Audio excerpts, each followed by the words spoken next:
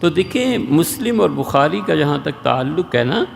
موضوع کے اعتبار سے حدیث کی کتابیں تقسیم کی گئی، یہ یاد رکھنا۔ اور یہ جو بہت حدیث کہتے ہیں، کسی سے پوچھنا یار حدیث پہ کس طرح کی تقسیم ہوتی ہے، صفر جواب، پتہ ہی نہیں ہوگا کہ حدیث کی تقسیم کیسے ہوتی ہے۔ حدیث شریف کی جو تقسیمات ہیں نا، مثلا ان میں کبھی وہ ذکر کرتے ہیں صحاح کا، کبھی ذکر کرتے ہیں سنن کا، کبھی ذکر کرتے ہیں مستدرکات کا، کبھی موطا کا ذکر کرتے ہیں۔ تو اپنے اپنے موضوعات کے اعتبار سے یہ کتابیں صحاح پہ مشتمل ہوتی ہیں، موطا پہ، مصنفات، مستخرجات اور مستدرکات، یہ 5-6 قسمیں ہیں حدیث کی کتابوں کی، اس پہ تقسیم ہوتی ہے۔ مثلا صحیح کتاب جس کو حدیث کی کہا جا سکتا ہے، یا کہتے ہیں جو مصنف لکھنے والا ہے وہ یہ کہتا ہے کہ میری کتاب میں کوئی ضعیف حدیث نہیں ہے، کوئی موضوع روایت نہیں ہے۔ مثلا صحیح بخاری ہے، صحیح مسلم ہے، اس کا دعویٰ یہ ہے، صحیح ابن حبان ہے، صحیح ابن خزیمہ ہے، منتقی ابن جارود رحمۃ اللہ علیہ کی کتاب ہے،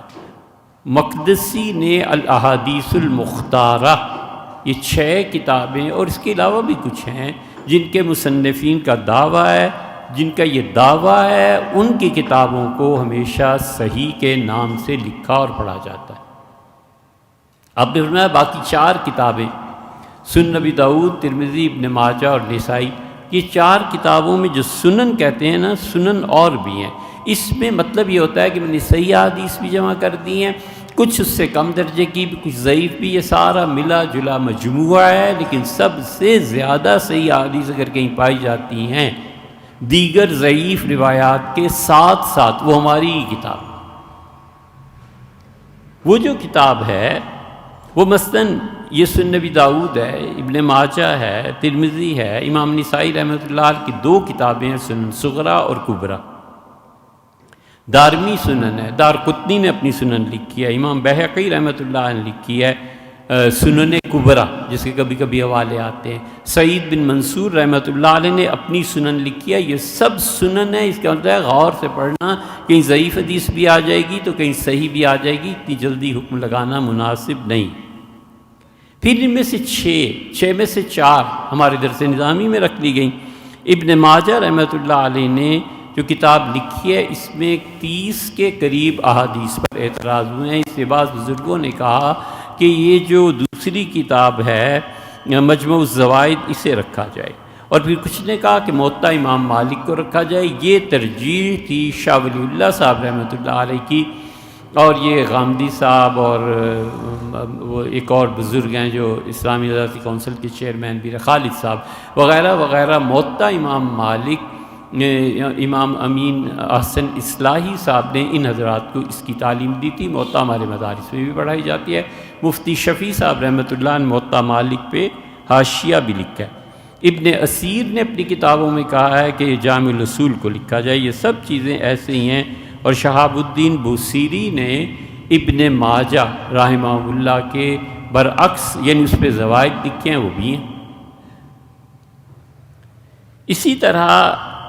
حدیث شریف میں ایک اور چیز آتی ہے، وہ یہ کہ دارمی، یہ 6ٹی چیز ہے، دارمی نے اپنی سنن بھی لکھی ہے، وہ بھی اور باقی سنن کی طرح ہے۔ موطا اور مصنفات اور مستدرکات، یہ 3 چیزیں باقی ہیں۔ موطا جو ہوتی ہے اس میں صحیح احادیث اور اس کے ساتھ صحابہ رضی اللہ عنہ کے آثار بھی ہیں۔ مثلا امام مالک رحمۃ اللہ نے موطا لکھی تو انہوں نے حضور صلی اللہ علیہ وسلم کی اکیلی حدیثیں نہیں نقل کی، انہوں نے کہا ہمارے شہر میں اس روایت پہ عمل ہوتا ہے، انہوں نے فرمایا فلاں جگہ اس پہ عمل ہوتا ہے، انہوں نے فرمایا کہ یہ چیزیں میں نے اساتذہ سے سنی ہیں، صحابہ رضی اللہ عنہ سے، تابعین سے، خاص طور پہ یحییٰ بن یحییٰ لیثی مصمودی کی جو موطا ہے، بڑی زبردست چیز ہے۔ موطا اور لوگوں نے بھی لکھی، اور جتنی احادیث امام مالک نے موطا میں جمع کی ہیں، اور آثار کوئی 600-700 کے قریب غالباً آثار ہیں، یہ سارے کے سارے فتوے ان کے بخاری مسلم وغیرہ میں آتے ہیں۔ آثار کا مطلب جمع اثر کی، اور اثر کا مطلب وہ جہاں پہ صحابی رضی اللہ عنہ خود ان کا فعل، ان کا قول، یہ چیزیں نقل کی جائیں۔ پھر اس کے بعد ایک چیز آ جاتی ہے مستدرک. مستدرک کا مطلب یہ ہے کہ کوئی بڑی کتاب لے لی جائے اور یہ کہا جائے کہ اس مصنف کی یہ شروط ہیں، لیکن حدیث کے ذخیرے میں ان شرطوں پہ پوری ہونے والی، پوری آنے والی احادیث کو اس مصنف نے چھوڑ دیا. مثلا بخاری کی مستدرک ہے، تو امام بخاری رحمۃ اللہ جن شرائط کے مطابق حدیثیں لائے ہیں، یہ احادیث امام بخاری نے روایت نہیں کی لیکن ان کی شرط کے مطابق ہے. مسلم کی مستدرک ہے اس طرح، اس لیے مستدرک علی الصحیحین ہے، مستدرک حاکم ہے. اسی طرح اور آپ دیکھیں گے تو مستدرک. اور پھر ایک چیز یہ ہے کہ وہ سند کو بھی کہتے ہیں کہ متن ایک کیا ہے، ایک سند امام بخاری نے ذکر کیا نا، میں تمہیں بتاتا ہوں ایک اور صحابی سے بھی، 10 اور صحابہ سے، 15 اور صحابہ سے، اسے کہتے ہیں مستخرج. مستخرج اسماعیلی کی الگ ہے اور مستخرج غطریفی کی الگ ہے، جو انہوں نے بخاری کی مستخرج لکھی ہے. اور مستخرج بھی اوانا اور ہے، مسلم پہ بھی مستخرج لکھی گئی ہے اور وہ اصفہانی رحمۃ اللہ علیہ کی ہے. اسی طرح مستخرج توسی کی بھی ہے جو انہوں نے سنن ترمذی کے اعتبار سے لکھی ہے. ایک چیز ہے مسند امام احمد بن حنبل رحمۃ اللہ علیہ کی، بہت سی مسانید اور اس میں کیا ہوتا ہے، وہ